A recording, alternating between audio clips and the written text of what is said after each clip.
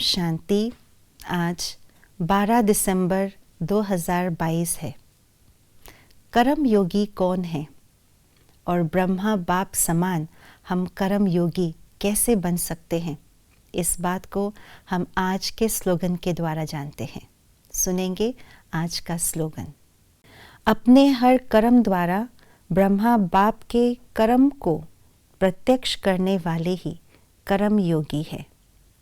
शिव बाबा योग सिखलाने वाला योगेश्वर है और जिनके द्वारा शिव बाबा योग सिखलाते हैं वे भी योगेश्वर ही कहेंगे, क्योंकि योगेश्वर ब्रह्मा बाबा ने शिव बाबा से डायरेक्ट राजयोग सीख करके उन राजयोग की शिक्षाओं को अपने जीवन में धारण कर अपने श्रेष्ठ कर्मों के द्वारा कर्म योगी बन करके हमें दोबारा उन राजयोग की शिक्षा को अपने कर्मों द्वारा दिया।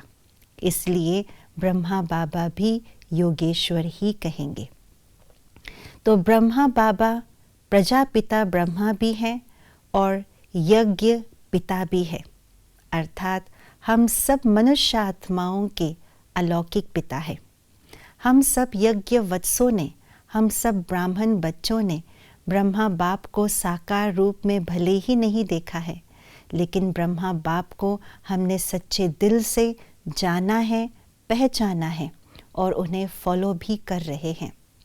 परंतु कलयुगी मनुष्य आत्माओं को तो ब्रह्मा बाबा को न देखा है, न जाना है, न पहचाना है। परंतु क्योंकि ब्रह्मा बाबा उनके लिए भी प्रजापिता है, अलौकिक पिता है, इसलिए कलयुगी मनुष्य आत्माओं को भी पूरा अधिकार है, पूरा हक है ब्रह्मा बाप को जानने का, पहचानने का।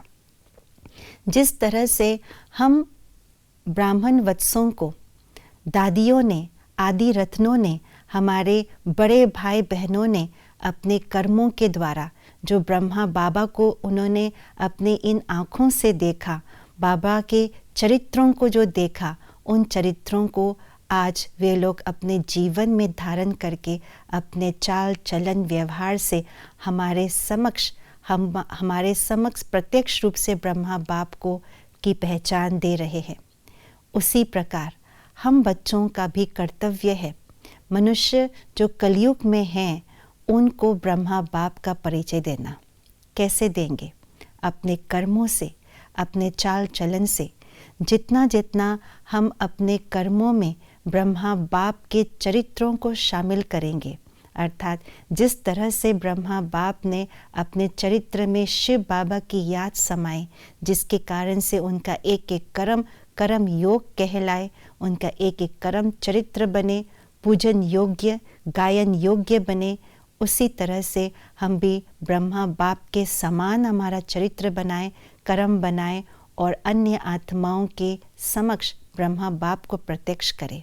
यही कर्म योगी आत्मा की निशानी है। इसीलिए हमें अपने एक एक कर्म में योग को शामिल करें ताकि ब्रह्मा बाप की प्रत्यक्षता हो जाए, कर्म योगी बने। ओम शांति।